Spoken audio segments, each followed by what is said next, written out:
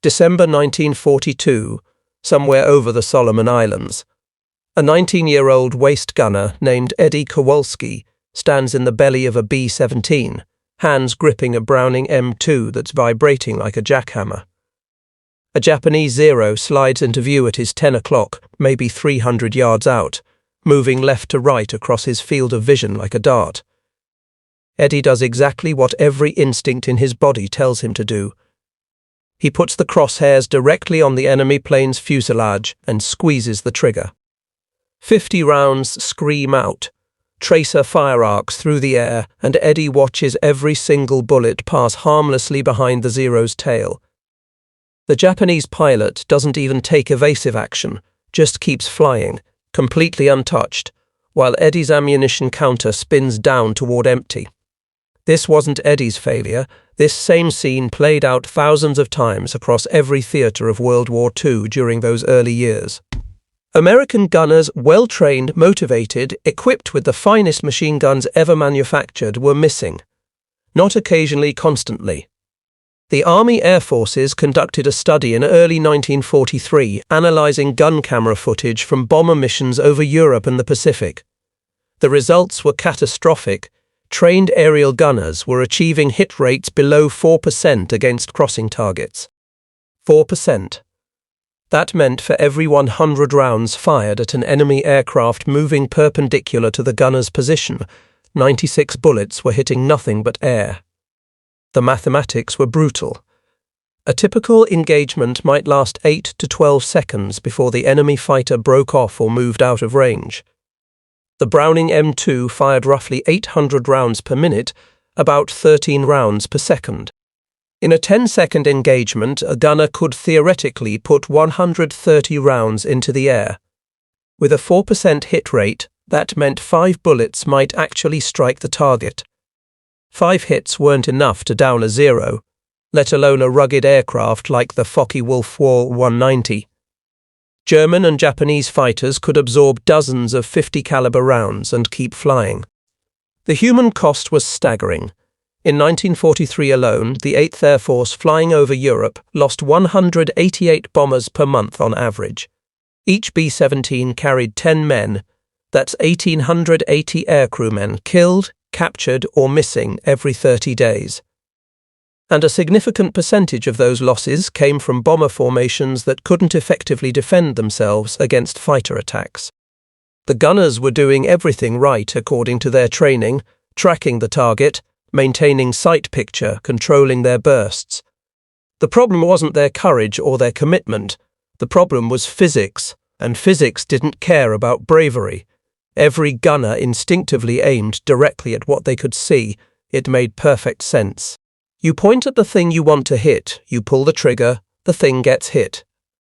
That logic works fine when you're shooting at a stationary target on a rifle range, or even when you're hunting a deer that's moving at 20 miles per hour. But enemy fighters weren't deer.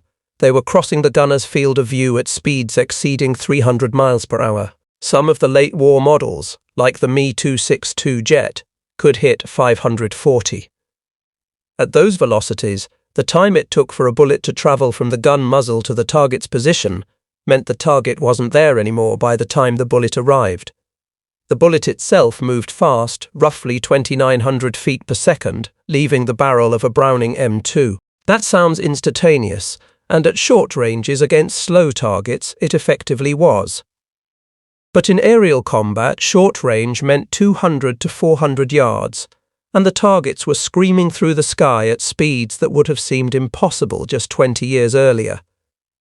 A Zero, flying at 300 miles per hour, covered 440 feet every single second.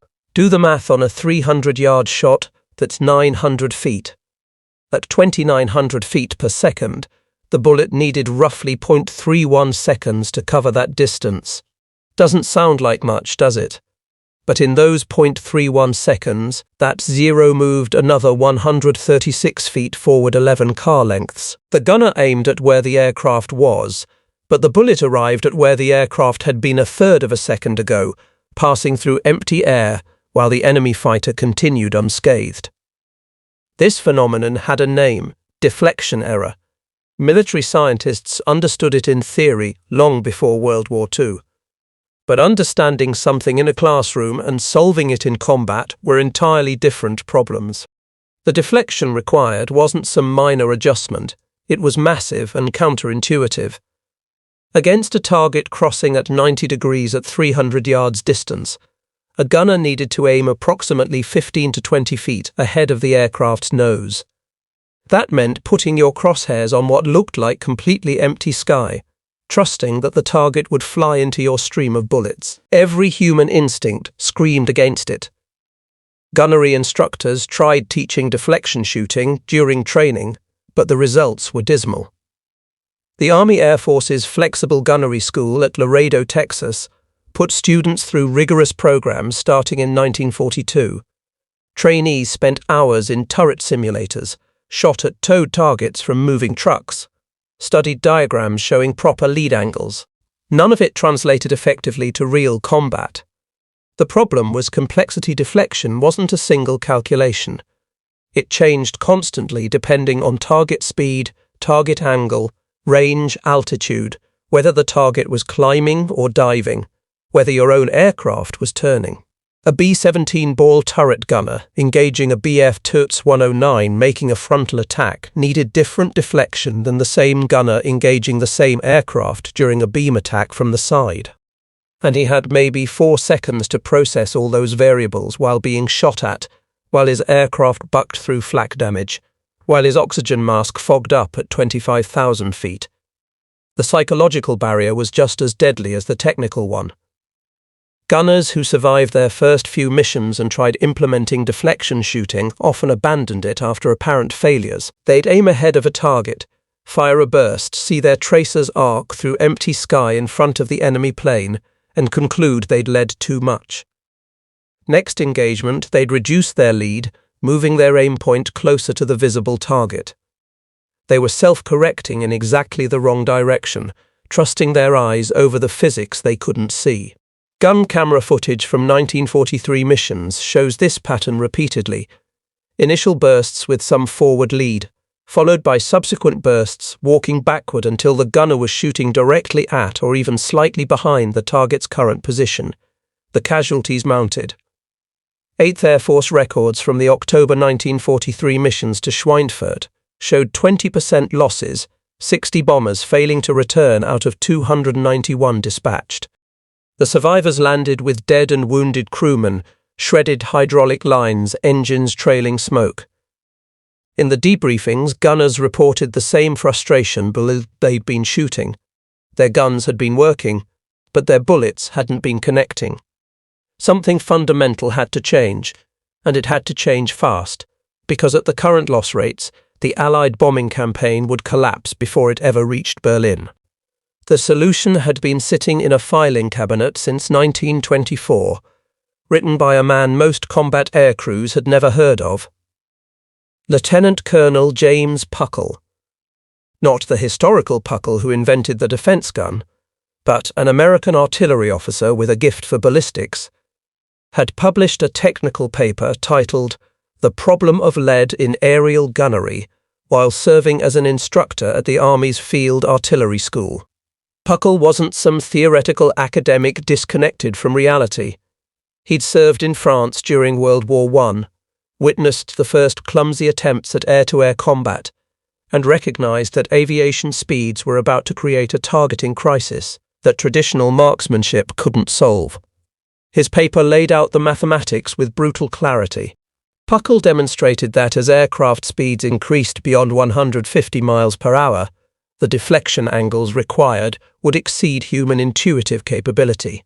He calculated that against a target moving at 250 miles per hour at a perpendicular angle, a gunner would need to aim approximately 4 to 5 aircraft lengths ahead of the visible target.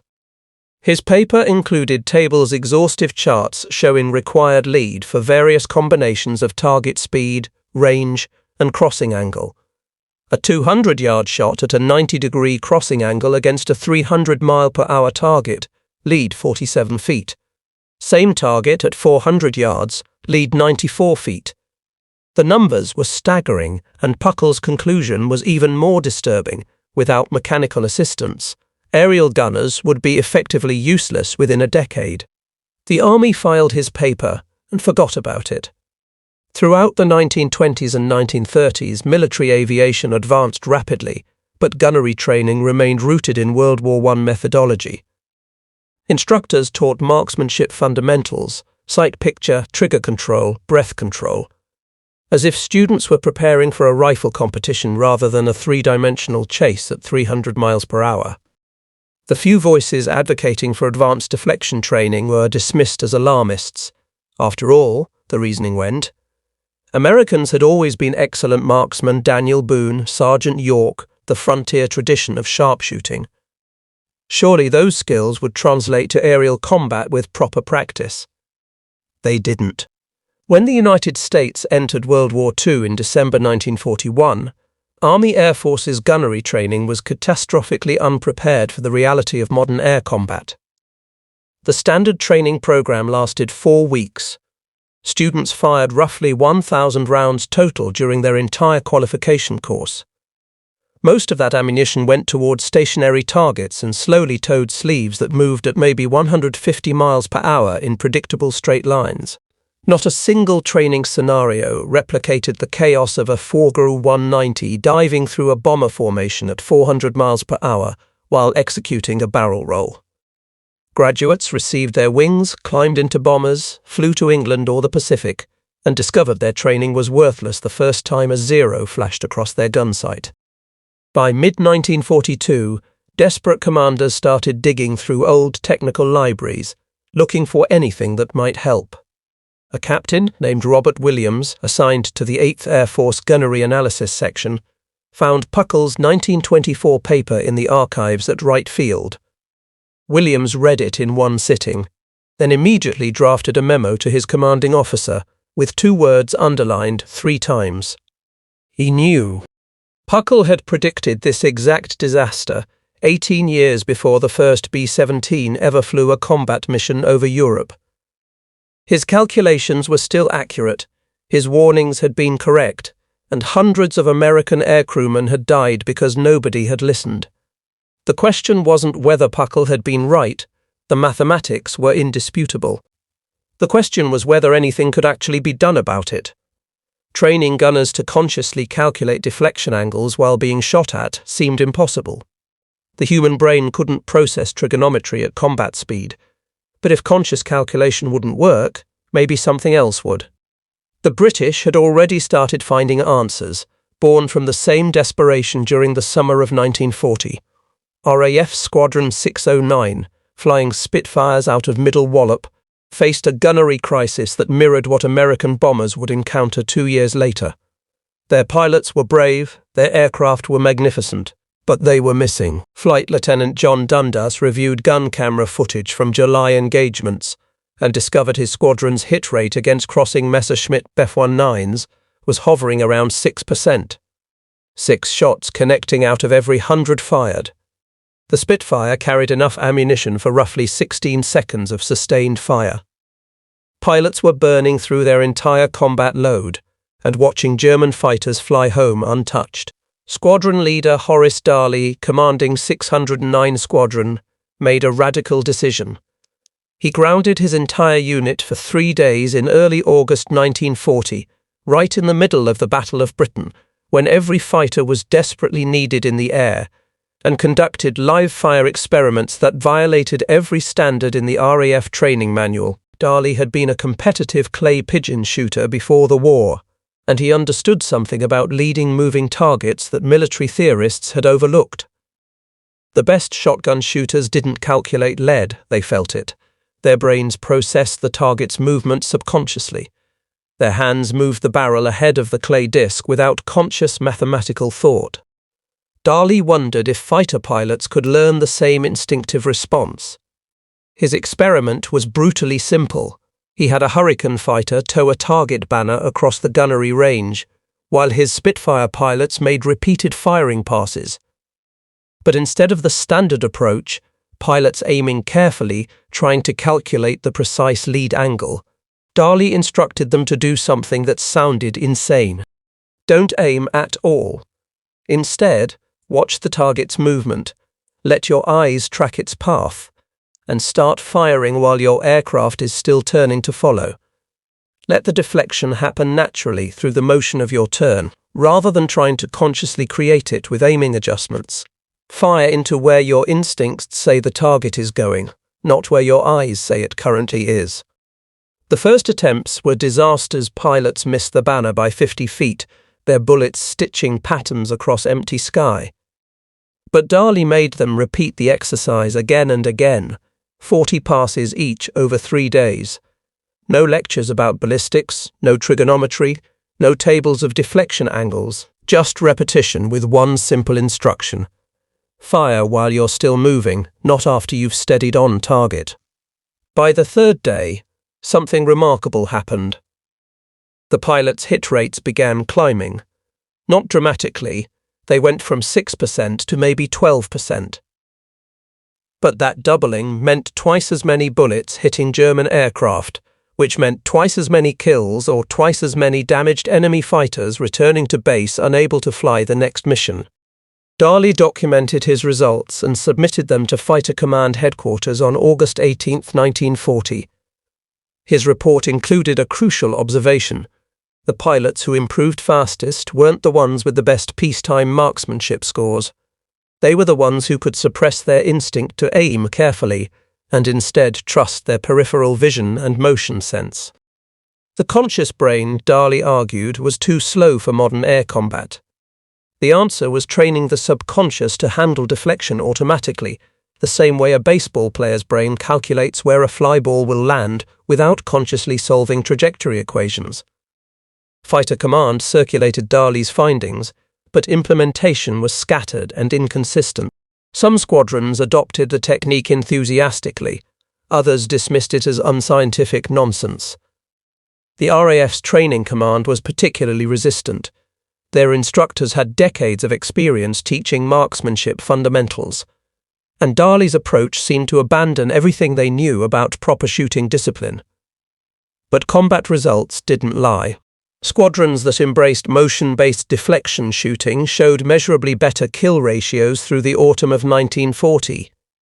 The data was clear enough that by early 1941, the technique was quietly becoming standard practice, even if the official training manuals hadn't caught up yet. American military observers in Britain took detailed notes on Dali's methods, but the United States Army Air Forces faced a different problem. Fighter pilots could potentially learn instinctive deflection through repetition, but bomber gunners couldn't. A Spitfire pilot controlled his entire aircraft, using motion and angles to create natural lead. A waist gunner in a B-17 stood in a fixed position, while his aircraft flew straight and level through flak. Unable to maneuver, unable to use aircraft movement to generate deflection.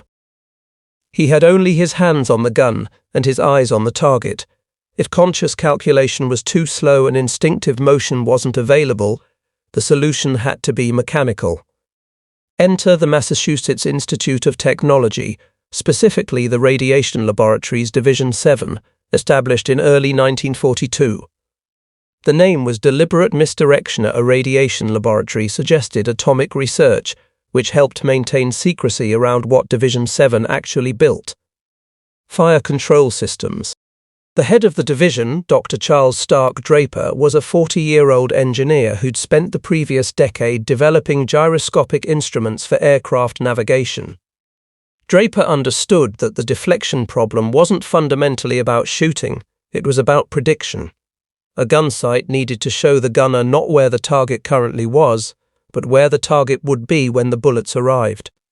The Mark 14 computing gun sight emerged from Draper's laboratory in prototype form by July 1943. It looked like something from science fiction, a reflector sight connected to a gyroscope system that weighed 28 pounds and required electrical power from the aircraft's generator system. The gunner operated it through a mechanical ranging control. He turned a dial to match a set of reference marks to the target's wingspan, which gave the sight the range information it needed. Then he tracked the target for approximately 2 seconds while keeping it centered in a small tracking circle. During those 2 seconds, The gyroscope measured the target's angular velocity, how fast it was moving across the gunner's field of view. Here's where it got remarkable. The Mark 14's internal mechanism used a series of cams and gears analog computers built from machined metal to solve the deflection equation in real time. It took the range input from the gunner, the angular velocity from the gyroscope, and the known ballistic properties of the .50 caliber round, then calculated exactly how far ahead of the target the guns needed to point. It displayed the result as a lighted reticle that appeared to float in space ahead of the target. The gunner didn't aim at the aircraft anymore. He aimed at the glowing dot, and if he'd ranged correctly and tracked smoothly, the dot showed him exactly where to shoot. The Mark 14 solved mathematics that would take a human brain several minutes using pencil and paper, and it solved those equations 30 times per second, continuously updating as the target's angle and range changed. Testing at the Naval Air Station in Norfolk, Virginia, during August 1943, produced results that seemed almost impossible. Gunners who'd never achieved better than 5% hit rates against crossing targets immediately jumped to 18% with the Mark 14, and that was on their first day using the system. After a week of practice, rates climbed above 25%. That was a 5-fold improvement over manual aiming, which translated directly into 5 times more enemy aircraft damaged or destroyed per engagement. But manufacturing and installing tens of thousands of Mark 14 sites across the bomber fleet would take time the Allies didn't have. Production didn't begin in meaningful numbers until early 1944, and installation priority went to new aircraft rolling off assembly lines rather than retrofitting existing bombers. That meant the majority of gunners flying missions through late 1943 and early 1944 were still using basic iron sights or crude reflector sights with no computing ability. They needed something they could implement immediately, without waiting for new technology, without requiring electrical modifications to their aircraft. They needed a technique that worked with the equipment they already had. The breakthrough came not from engineers or scientists, but from combat gunners themselves, specifically from the Pacific Theater, where engagement distances and visibility were often better than over cloud-covered Europe. Staff Sergeant William Bill Fleming, a waist gunner aboard USS Lexington's Air Group support staff by March 1944, had flown 31 combat missions and survived 4 aircraft losses. Fleming wasn't an officer, didn't have a college education, couldn't explain gyroscopic precession if his life depended on it. But he'd fired approximately 40,000 rounds in combat and had personally witnessed hits on 7 enemy aircraft. He'd also kept a notebook. Fleming's notebook contained something unusual: sketches of enemy aircraft with hand-drawn lines extending forward from their noses, showing where he'd actually aimed during successful engagements. He'd measured these lead distances by comparing them to the target aircraft's length 2 plane lengths ahead, 3 plane lengths ahead.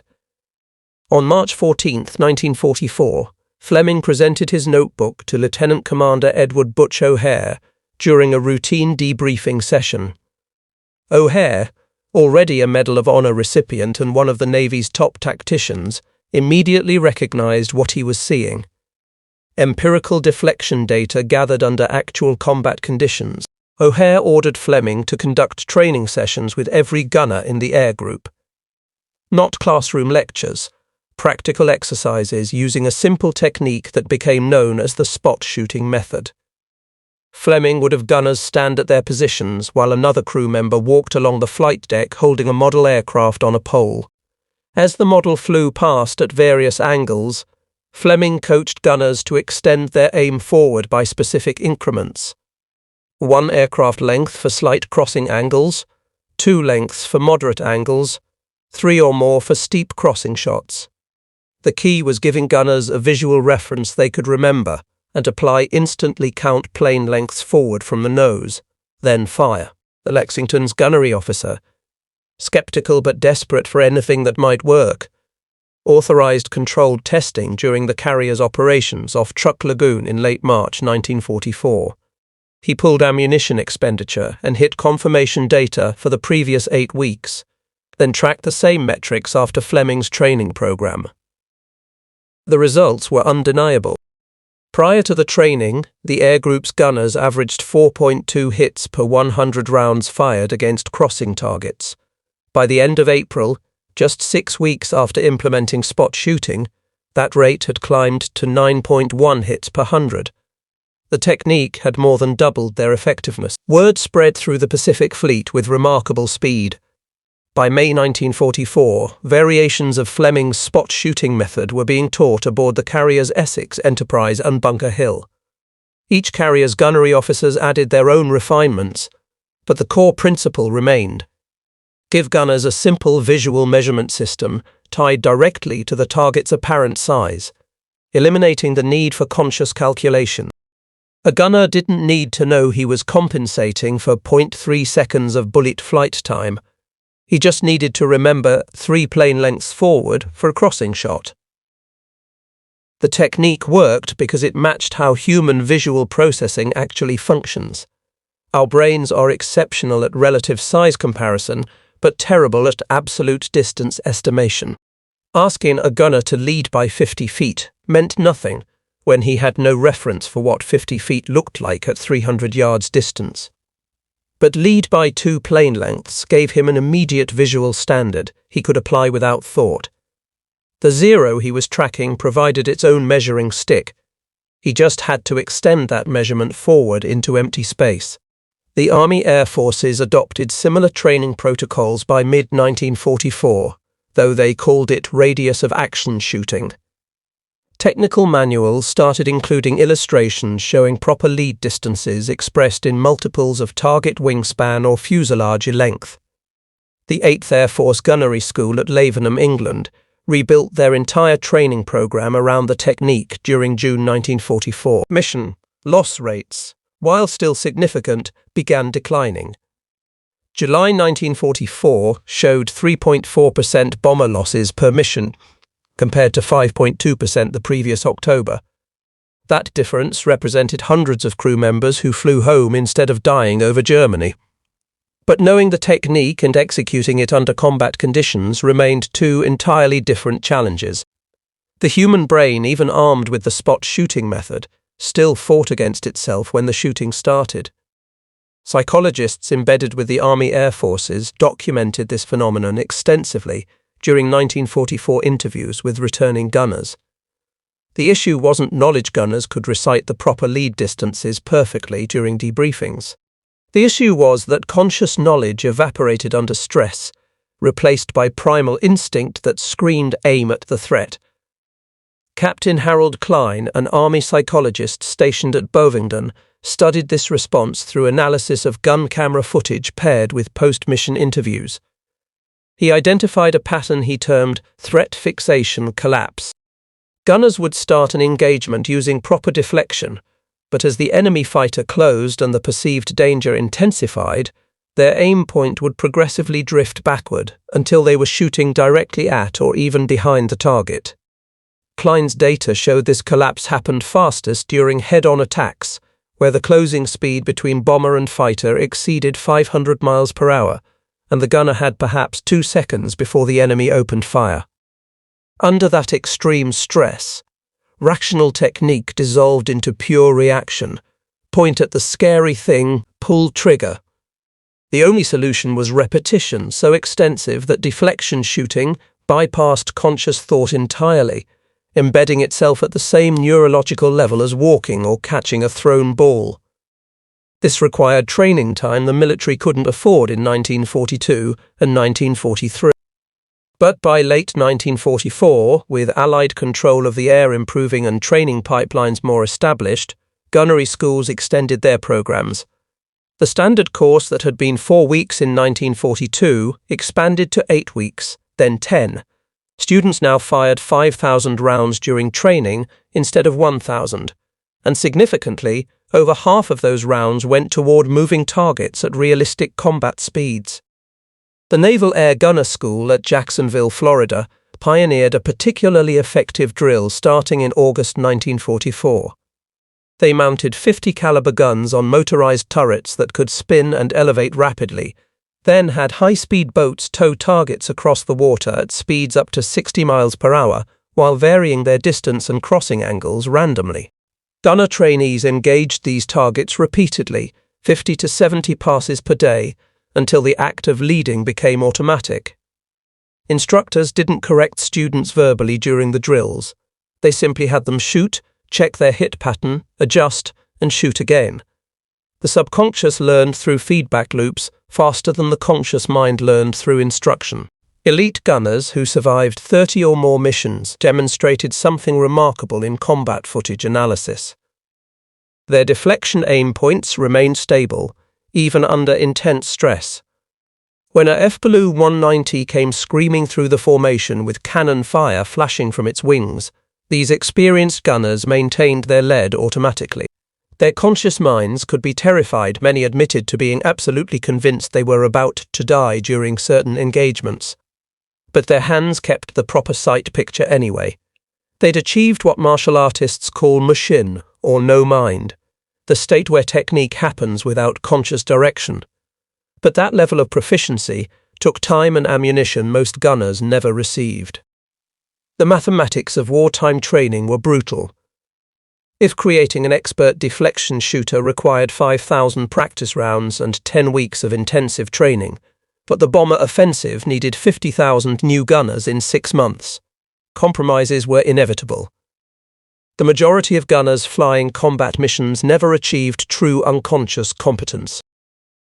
They remained perpetually in the conscious, competent stage capable of proper deflection shooting when conditions allowed them time to think, but vulnerable to collapse under extreme stress or when facing unexpected tactical situations. This created a strange stratification in combat effectiveness. A bomber formation's defensive firepower wasn't uniform. It depended heavily on which specific gunners were in which specific positions on which specific aircraft. A formation that happened to include several veterans with deep training could fight off attacks that would devastate a formation of newer crews. German fighter pilots learned to identify and exploit this, targeting bombers that showed hesitant or inaccurate fire during initial passes, avoiding formations where the defensive fire was immediate, heavy, and precisely placed.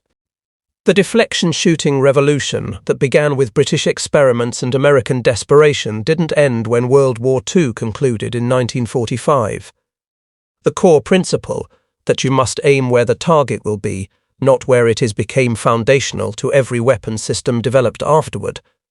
The Mark 14 computing gun sight evolved into the Mark 18, which served through the Korean War, then into digital fire control computers that could process dozens of variables simultaneously. By Vietnam, fighter aircraft carried radar-assisted gun systems that calculated deflection automatically, requiring pilots only to keep targets within acquisition parameters.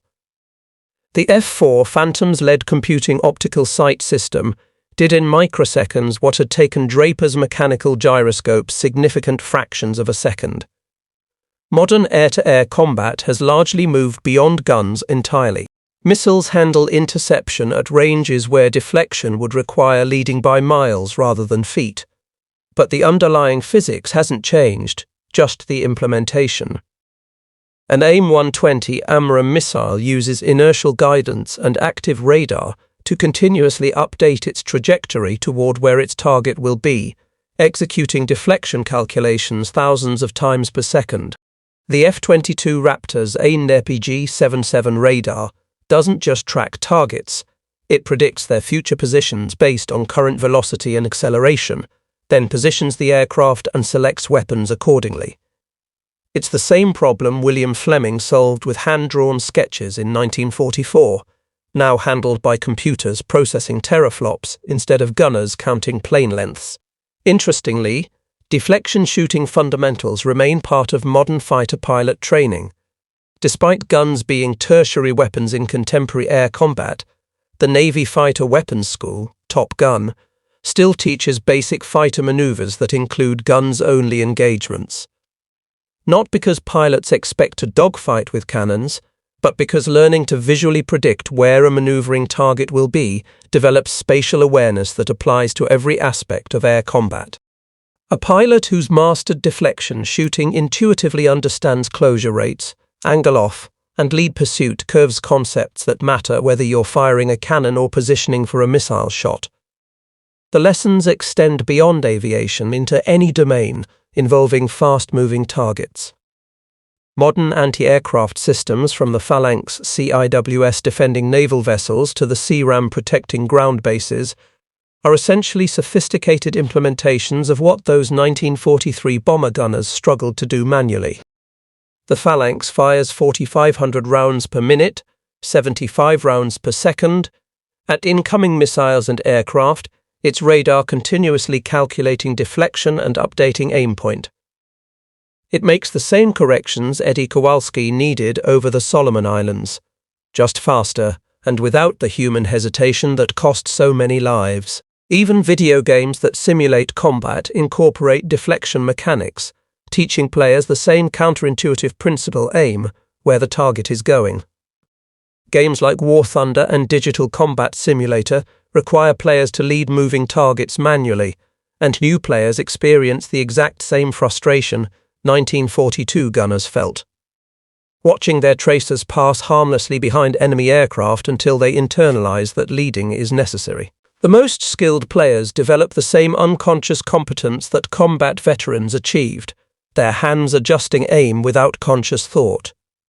The transformation from 4% hit rates in early 1943 to 20+% by late 1944 represents one of the most dramatic tactical improvements of World War II, achieved not through superior equipment or overwhelming numbers, but through understanding and working with human cognition rather than against it. Thousands of aircrewmen who would have died continued flying. Enemy fighters that would have escaped went down in flames. Bombing campaigns that might have failed reached their targets. All because someone finally acknowledged that human instinct, however strong, could be wrong, and that survival meant training people to ignore what felt natural and trust what physics demanded. The gunners who learned to aim at empty sky, who forced themselves to fire at nothing visible and trust their bullets would meet metal, proved something essential about human adaptability under pressure. We're not prisoners of our instincts. With proper understanding, sufficient training, and enough desperation, we can rewire our responses to match reality rather than demanding reality match our intuitions. That lesson, born in blood over Europe and the Pacific, remains relevant anywhere humans confront situations where instinct and solution point in opposite directions.